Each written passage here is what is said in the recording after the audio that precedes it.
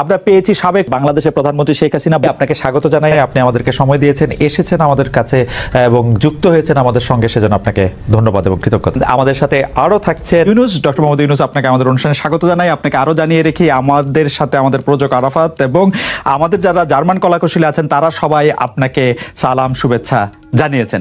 আমরা আপনাকে খুব ধন্যবাদ জানাই আমাদেরকে সময় দেওয়ার জন্য। আমিও সালাম জানাচ্ছি সবাইকে, অসংখ্য ধন্যবাদ সবাইকে। আপা এতদিন ধরে গর্তের ভিতরে থাইকা আপা সমানে দোয়া ইউনুস পড়ছেন বলেই না এমন বিজয়ের দেখা। পলানোর সময় সেই মানুষগুলির কথাও মনে পড়লো না শেখ হাসিনা।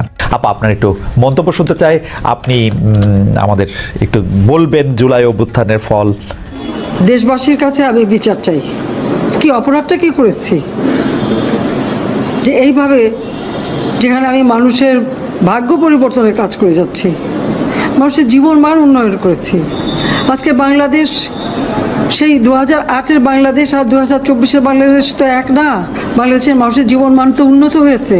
আমাদের অর্থনীতি আজকে কত কত উপরে উঠে গিয়েছিল এবং এটা মনে হলো যে এটা আর কিছুই না, এটা আমাদের অর্থনীতিকে সম্পূর্ণ পঙ্গু করে দিয়ে বাংলাদেশকে আবার ভিক্ষুকের জাতি করে দেওয়া।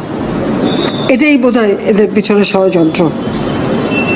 সেটাই হচ্ছে সব থেকে দুঃখজনক যে দিন রাত অক্লান্ত পরিশ্রম করে বাংলাদেশটাকে যখন একটা জায়গায় নিয়ে আসলাম, আজকে সেখানে দেখি এই একদিকে জ্বালা পোড়া সব কিছু। ঠিক যে প্রতিষ্ঠানগুলি মানুষের সেবা দেয়, আজকে মেট্রো রেলে চড়ে মানুষ কত অল্প সময়ের মধ্যে সময় বাঁচিয়ে কর্মস্থলে পৌঁছাতে পারতো, আবার ফিরতে পারতো। সেখানে ছাত্ররা, চাকরিজীবী, সাধারণ মানুষ সবাই তো যেতে পারতো। সেই স্টেশনগুলি পুড়িয়ে এখন ট্রাফিক জ্যাম, মানুষের কষ্ট। আমি তো কষ্ট লাঘব করেছি, কিন্তু যারা এইভাবে আগুন দিয়ে পুড়িয়ে মানুষের সে কষ্টে আবার ফেলে দিল, তাদের বিচার দেশের মানুষকে করতে হবে। আমি খালি সকলের সহযোগিতা চাই। আর এইভাবে মায়ের কোল খালি হোক এটা আমি চাই না, কারণ আমি তো বাবা মা সব হারিয়েছি। আমি তো জানি হারাবার ব্যথা কত কষ্ট, কিন্তু সেই কষ্ট বুকে নিয়ে তো ফিরে আসছি এদেশের মানুষের জন্য। এখানে আমার তো কোনো চাওয়া পাওয়া নাই। আমি তো আমাদের ছেলে মেয়ের জন্য কিছু করিনি, শুধু তাদের লেখাপড়া, নিজেরাই চাকরি করছে, নিজেরাই পড়েছে, আমি কতটুকু করতে পেরেছি, কিন্তু আমি দেশের মানুষের জন্য করেছি। আজকে অন্তত মানুষের ভাত কাপড়ের ব্যবস্থা, চিকিৎসার ব্যবস্থা, তাদের কাজের সংস্থা সবই তো করে দিচ্ছিলাম। যখন আমরা এক উন্নয়নশীল দেশে মর্যাদা পেলাম, তখনই এই তাণ্ডব করে ঠিক যে জায়গাগুলি মানুষের সেবা করবে সেই জায়গাগুলিতেই আঘাত। শিক্ষা প্রতিষ্ঠানে হল ভেঙে দেওয়া। সবচেয়ে দুর্ভাগ্য যে ভিসির বাড়িতে আগুন দেওয়া। এর আগেও একবার ঢাকা ইউনিভার্সিটিতে ভিসির বাড়িতে আগুন দিয়েছিল, আপনাদের মনে আছে। রংপুরে সেখানে আগুন দিয়েছে, ময়মনসিংহ কৃষি বিশ্ববিদ্যালয় থেকে শুরু করে বিভিন্ন জায়গায় এই তাণ্ডব চালিয়েছে। রাজশাহীতে এই তাণ্ডব চালিয়েছে। বিশ্ববিদ্যালয়গুলিতে সেশন জট ছিল, আমি সরকার আসার পর থেকে কোনো সেশন জট নাই। লেখাপড়ার মান উন্নত করা, যাতে এখান থেকে পড়ে আবার বিদেশেও পড়তে হবে, সেই ব্যবস্থাও করে দিয়েছি। কিন্তু তারপরেও কোটা সংস্কার আন্দোলন, কোটা তো আমি বাতিলই করে দিয়েছি। আমি আহ্বান করেছিলাম যে একটু ধৈর্য ধরো, হাইকোর্টে শুনানি হবে, হাইকোর্ট যে রায় দেয় না। তারপরেও এই আন্দোলন হবে। আজকে এই যে এতগুলি মানুষের জীবনের ক্ষতি হলো, এতগুলি পরিবার ক্ষতি হলো, এর দায় দায়িত্ব কাদের? আমি দেশবাসীর কাছে সেই আহ্বান জানাবো যে এই ধরনের ধ্বংসযজ্ঞের জন্য এই দেশকে নিয়ে আর কেউ চালাতে না পারি। আমি সকলে সাহায্য চাই। আর আমি চাই না এভাবে মায়ের কোল খালি হোক আর এভাবে মানুষ অসহায় হয়ে পড়ুক। এই হাসপাতালটাই তো আজকে আপনারা দেখেন কত সুন্দরভাবে করে দিয়েছি। কিছু নেই হাসপাতালে, একটা লিফটও ছিল না আমি যখন সরকারে আসি। আর সেই এই হাসপাতালও আমার আব্বা স্বাধীনতার পর জাতির পিতা বঙ্গবন্ধু শেখ মুজিবই করে দিয়েছিলেন। আমি সেটা উন্নতি করেছি বলেই তো আজকে চিকিৎসা দিতে পারছি, নইলে এত রোগীর চিকিৎসা দেওয়া কোনোদিন সম্ভব হতো না। তো আমার কি এটাই অপরাধ যে আমি মানুষের জীবন মান উন্নত করার জন্য কাজ করেছি? আর সেই জায়গাগুলিকে হামলা করতে হবে। কোভিড-19-এর সময় যেখানে আমরা সব থেকে ভালোভাবে মানুষের চিকিৎসা দিতে পেরেছি, সেই কোভিড হাসপাতাল সেটাও সেখানে আগুন দিয়েছে। এটা কি ধরনের খেলা? যাক, আমি আর কিছু বলতে পারি না। আমি এগুলি এক একদিন দেখি আর শেখ হাসিনা বাবা, আপনাকে অনেক ধন্যবাদ, অনেক ধন্যবাদ। সরাসরি প্রশ্নে চলে আসি যে প্রফেসর ইউনূস, আপনি সাধারণত সাক্ষাৎকার দিতে চান না, অনেকে বলে থাকেন দেশি গণমাধ্যমে কথা বলতে আপনি স্বাচ্ছন্দ্য বোধ করেন না। এর কারণ হিসাবে কেউ কেউ বলেন আপনি প্রশ্নের মুখোমুখি হতে হয়তো পছন্দ করেন না, আবার কেউ কেউ বলেন কিছু না বলেও আপনি যে দুর্যোগের মধ্যে আছেন, বললে না জানি কি হতো। আপনার মন্তব্য একটু শুনতে চাই প্রফেসর ইউনূস। না, তুমি তো সবটা বলে ফেলেছো সমস্যাগুলোকে। কাজে এই হলো অবস্থাটা হলো, আমি বলছি দেশের কাউকে কিছু বলি এমন কথা তো নয়। বাইরে বিদেশেও যে সবাইকে যে সাদরে নিয়ে আসি তাও না, তাদেরকে অনেক শর্ত দিই আমার এই কথাগুলো লেখার ছাপানোর আগে আমাকে বলতে হবে, যাতে আবার এমন কোনো কথা শব্দ এমন থেকে না যে আমি আর বিপদের সম্মুখীন হবো। আমি শুধু বিপদ থেকে দূরে থাকার জন্য এটা করছি, কারণ আমি চারদিকে বিপদের মধ্যে আছি। কাজে কথা না বলা এটা একটা নিজেকে রক্ষা করার একটা সুবিধা আর কি, যে কত কম বলা যায় ততই হয়তো ঝামেলার থেকে বাঁচবো। সম্পূরক প্রশ্ন করতেই হয়, নিজেকে কতটা রক্ষা করতে পারলেন প্রফেসর ইউনূস? পারলাম না তো, তো খালি বাড়ছে। এখন তো বড় কঠিন অবস্থার মধ্যে পড়ে গেছি। কিছুদিন আগে হয়তো খবর পেয়েছে এই মাসের মধ্যেই যে 12 তারিখে যে ঘটনা ঘটলো, যে আমাদের অফিসের মধ্যে ঢুকে গেল লোকজন, ঢুকে বললো যে এটা আমরা এখন দখল করলাম, এখান থেকে আমরা চালাবো। এটা কি ধরনের আবদারের কথা? আমরা পুলিশের কাছে গেলাম, বললো যে আমরা এই ব্যাপারে কিছু করতে পারবো না। কাজে তারাও কিছু করলো না। তো আমরা যাবোটা কোথায়? পুলিশও কিছু করবে না, ওরাও জবর দখল করার জন্য ছুটে আসবে, আমাদের আইন কানুন কিছুই মানবে না। আর আমাদের একটা প্যানিক সৃষ্টি করলো আমাদের পুরো অফিসের মধ্যে যত লোকজন আছে, বিশেষ করে মহিলা সহকর্মী যারা আছে, তারা খুবই ভীত সন্ত্রস্ত হয়ে গেল যে কি কারবার, কি হলো এটা। কাজে সমস্যার পরিমাণ বাড়ছে, কমছে না। সমস্যা পরিমাণ বাড়ছে, কমছে না। আমি একটু পিছনে আদালতে আপনার বিরুদ্ধে রায় ঘোষণার পরে আপনি একটা প্রতিক্রিয়া দিয়েছিলেন। সেই প্রতিক্রিয়া আপনি বলেছিলেন যে বাংলাদেশের একটি কথায় আপনি এরকম বলেছেন যে বাংলাদেশের প্রতিটি নাগরিককে অন্যায়ের বিরুদ্ধে এবং গণতন্ত্র এবং মানবাধিকারের পক্ষে এক কণ্ঠে কথা বলার আহ্বান জানায়। অনেকে এইটাকে দেখছেন হচ্ছে এরকম করে যে আপনি গণতন্ত্রের পক্ষে লড়াইয়ে সামিল হতে বলছেন। প্রশ্ন কেউ করছেন, প্রশ্ন উঠছে, আপনি কি এইসব মামলা মোকদ্দমা থেকে মুক্তি পেতে এই সরকারেরই পরিবর্তন চাইছেন? খালেদ, তুমি কি গণতন্ত্রের বিরুদ্ধে নাকি? হঠাৎ এটা নিয়ে তো গণতন্ত্রের কথা বললাম আমার জন্য তুমি তো বলে তুমি বলছো যে আমিও তো আছি, কাজে আমাকে পৃথকভাবে বলতে হচ্ছে কেন? আমরা সেটাই বলতেছি। কাজে আমরা কেউ গণতন্ত্রের বিপক্ষে না, সবাইকে স্মরণ করিয়ে দেওয়া যে আমরা সবাই গণতন্ত্রের পক্ষে, মানবাধিকারের পক্ষে, আমরা ন্যায় নীতির পক্ষে, রুল অফ লর পক্ষে। এইগুলো না থাকলে জাতি হিসেবে আমরা টিকে থাকবো না। তো কাজে যখনই মনে হচ্ছে যেগুলো এখন ফরেন ওয়ার্ডস হয়ে গেছে, তাতে মনে হবে যে আমাদের সমাজ হিসেবে আমাদের দায়িত্ববোধ অনেক বেড়ে গেল। এগুলোকে প্রতিষ্ঠিত করা, সোচ্চার করা, মুখ ফুটে বলা, এটা সবাইকে বলতে হবে, মুখ ফুটে বলতে হবে। আমার বিরুদ্ধে অভিযোগ হলে আমি বলছি না বলে, আপনি বলছেন না কেন? একবার বলে এখন তোমার প্রশ্নের সম্মুখীন হয়ে গেলাম।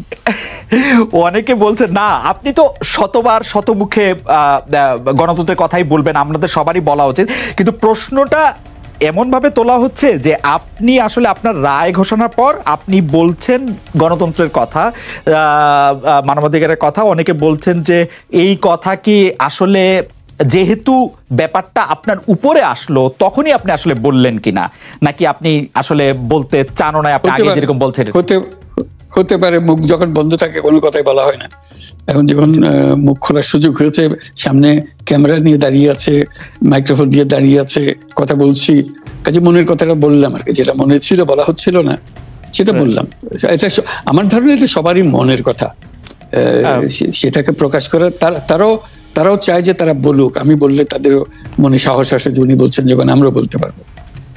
প্রফেসর ইউনূস, আপনি যখন বলছেনই তখন আমি এই কথাটাকে একটু ইলাবোরেশন আপনার কাছ থেকে আশা করতে পারি যে আপনি যখন বলছেন যে গণতন্ত্র মানবাধিকারের পক্ষে এক কণ্ঠে কথা বলার আহ্বান আপনি জানাচ্ছেন, আপনার কাছে কি মনে হচ্ছে যে গণতন্ত্র মানবাধিকারের পক্ষে এখন বহু পক্ষ বহু কণ্ঠ, এটা আসলে এক কণ্ঠে কেউ বলতে পারছে না বা সাহস পাচ্ছে না বা বলছে না, এরকম আপনার মনে হচ্ছে কিনা?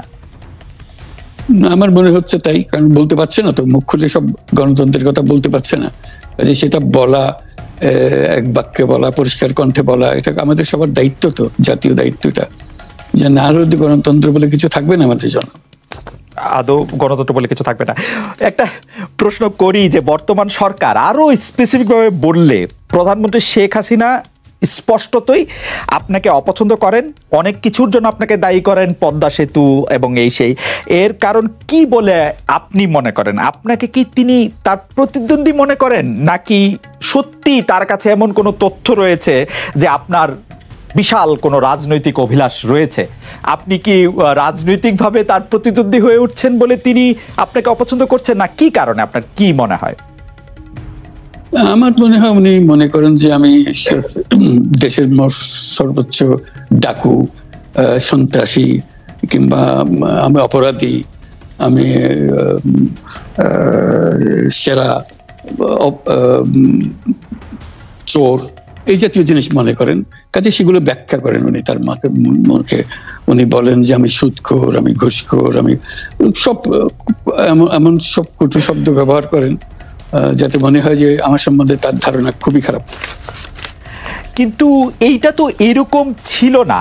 আমরা দেখেছি যে 96 থেকে 2001 সাল পর্যন্ত নানাভাবে এই সরকারি বা আওয়ামী লীগ সরকারি আপনার সাথে, বা আপনি আওয়ামী লীগ সরকারের সাথে একসাথে কাজ করতে কোনো সমস্যা হয়নি। আপনি এইটার জায়গাটাকে একটু, ব্যাকগ্রাউন্ডটাকে আমাদের একটু বলা যাবে যে আপনার কাছে কি মনে হয় কেন এই শত্রুতার বা কেন এই অপছন্দের বিষয়টা একটু সৃষ্টি হলো বা তৈরি হলো? যেই হোক, এটা আমার তরফ থেকে হয়নি, আমি তাকে যথাযথ শ্রদ্ধা করে নিয়ে গেছিলাম আমাদের মাইক্রো ক্রেডিট সামিটে ওয়াশিংটন ডিসিতে, আমাদের প্রধান অতিথি করে নিয়ে গেছি, সবাই সম্মান করেছে, কারণ এই মাইক্রো ক্রেডিটটা তখন পৃথিবীর সামনে আসছে, বড় আকারে আসছে, এবং এটা বাংলাদেশের অবদান হিসেবে সবাই স্বীকৃতি দিচ্ছে। ওয়াশিংটনে দুনিয়ার সেরা যারা সবাই উপস্থিত ছিলেন, তার মধ্যে আমরা ওনাকে নিয়ে গেছিলাম এই জন্য যে বাংলাদেশের পক্ষ থেকে এই গৌরবটা যেন তিনি আমাদের পক্ষ হয়ে গ্রহণ করেন। উনিও রাজি হয়েছেন, উনিও গেছেন, করেছেন। কাজে এটা স্বাভাবিকভাবে এই সম্পর্ক থেকে যাওয়ার কথা ছিল, কিন্তু কি কারণে এটা ঘাটতি হতে আরম্ভ করলে বুঝতে পারলাম না। কিছুদিন পর থেকেই ওনার আচরণ এবং তার শব্দ পরিবর্তন হতে আরম্ভ করলো, এমন পরিবর্তন হলো এখন আমাকে চোট বদমাইশ ছাড়া আর কোনো বিষয়ে উনি মনে করেন বলে মনে হয় না আমার কাছে। আসলে এটা নিয়ে কথা বলাটা একটু বিব্রতকরই, কিন্তু কেউ কেউ এটা বলে থাকেন যে বিশেষ করে যে 2007 সালে যে 111 সরকার আমরা যাকে বলি, তাদের যে বিরাজনীতিকরণের একটি চেষ্টা, সেই চেষ্টার মধ্যে আপনার অংশগ্রহণ আছে কিনা। যদিও বারবার বলা হয় যে আপনি আসলে সেই ক্ষমতাটা দখল করতে চেয়েছিলেন, অথচ আমরা উল্টা শুনেছি, আপনার মুখেও শুনেছি, যারা ওই সময় কৌশলভ ছিলেন তাদের মুখেও শুনেছি যে আপনাকে আসলে অফার করা হলো, আপনি সেটি ফিরিয়ে দিয়েছিলেন। কিন্তু কেউ কেউ আবার বলে থাকেন আপনি একটা লম্বা সময়ের জন্য চেয়েছিলেন। এইটি কি একটা কোনো কারণ হতে পারে? এই ব্যাপারটিকে আমাদের দর্শকদের জন্য মানে বা ইয়েদের জন্য একটু আপনি পরিষ্কার করবেন যে আপনি আসলে রাষ্ট্রের সর্বোচ্চ ক্ষমতায় বা রাজনীতির জায়গায়, দেশ পরিচালনায়, সেগুলিতে আপনি আসলে আসতে চেয়েছিলেন কিনা, চান কিনা, বা ওই জায়গা থেকে?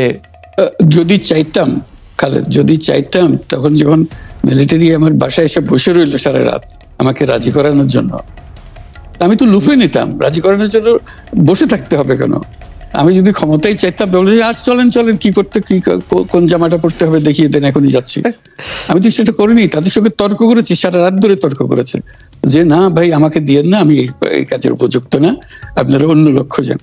তারা আমার উপরে মন ঠিক করে ফেলেছে আমাকে নিতে হবে।